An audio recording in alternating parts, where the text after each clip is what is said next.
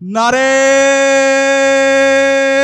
তাকবীর, নারে তাকবীর, আল্লাহু আকবার।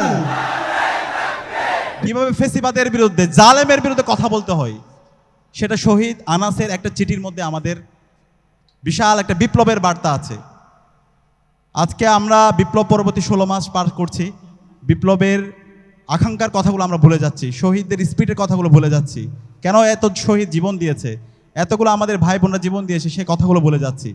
এই ভুলে যাওয়ার মূল কারণ হচ্ছে শহীদদের কথাগুলো আমরা ভুলে যাচ্ছি। তো সেই কারণে আমাদের সকল শহীদদের স্মৃতিগুলো জাগ্রত রাখতে হবে। এবং আজকের অনুপম সাংস্কৃতিক সংসদকে আমি আন্তরিকভাবে ধন্যবাদ জানাচ্ছি। আজকে যতগুলো আয়োজন হয়েছে, প্রত্যেকটা আয়োজনে শহীদ, বাংলাদেশের আজাদী আন্দোলনের সকল শহীদ এবং শহীদদের আকাঙ্ক্ষা, তাদের কথাগুলো বিভিন্ন গল্পের মাধ্যমে, নাটকের মাধ্যমে, গানের মাধ্যমে ফুটিয়ে তোলার চেষ্টা করা হয়েছে। সেখানে আমরা একটা জোরে করতালি দিতে পারি অনুপম সাংস্কৃতিক সংসদের জন্য। আমি শহীদ আনাসের চিঠিটা পাঠ করছি। শহীদ আনাসের চিঠির মধ্যে বাংলাদেশে এখন যারা ফেসিবাদ বিরোধী আমরা আন্দোলন করছি, যারা গত 16 বছর মজলুম ছিলাম, আমাদের জন্য গুরুত্বপূর্ণ মেসেজ আছে।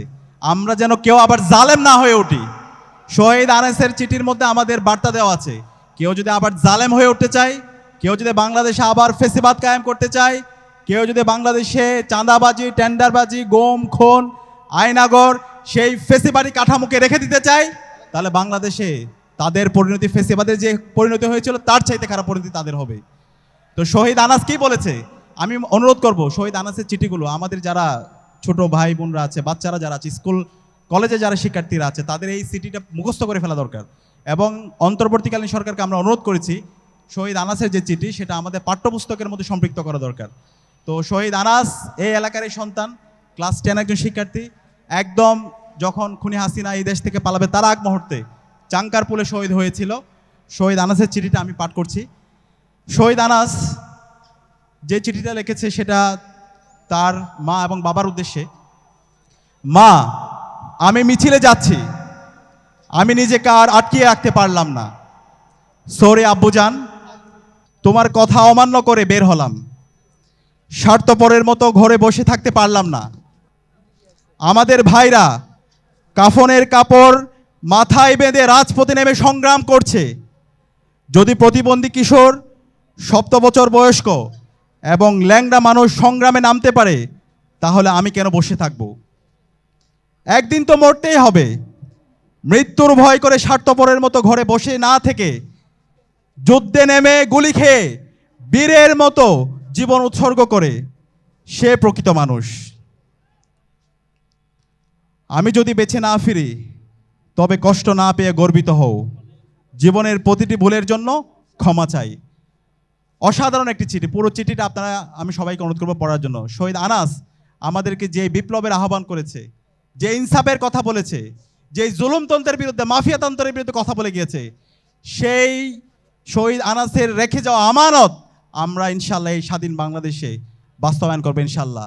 এই স্বাধীন বাংলাদেশে যেই বাংলাদেশ হবে ইনসাফের বাংলাদেশ, যে বাংলাদেশ হবে ন্যায়ের বাংলাদেশ, যে বাংলাদেশের মধ্যে ফেসিবাদের কোনো ঠিকানা হবে না। আপনারা কি পারবেন ইনশাল্লাহ? এই নতুন বাংলাদেশে দিল্লির দাসত্ব চলবে না। এই নতুন বাংলাদেশে কেউ আবার জুলুমতন্ত্র কায়েম করবে, সেটা চলবে না ইনশাল্লাহ। সেজন্য আমাদের যারা নতুন প্রজন্মের আমরা যারা আছি, আমাদেরকে আগামীর বাংলাদেশে নেতৃত্ব দেওয়ার জন্য আমাদেরকে প্রস্তুত হইতে হবে।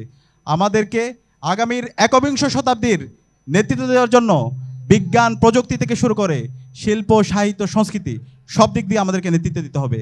আজকে আমরা দেখতে পাচ্ছি আমাদের বিপ্লবের আকাঙ্ক্ষাকে ভুলিয়ে দেওয়ার জন্য কালচারাল ফেসিস্ট চক্র বিভিন্নভাবে ষড়যন্ত্র এবং চক্রান্ত করছে। তারা আবার সেই দিল্লির এজেন্ডা এই বাংলাদেশে বাস্তবায়ন করতে চায়। তারা আবার এই পতিত ফেসিস্ট খুনি হাসিনাকে এই বাংলাদেশে প্রাসঙ্গিক করতে চায়।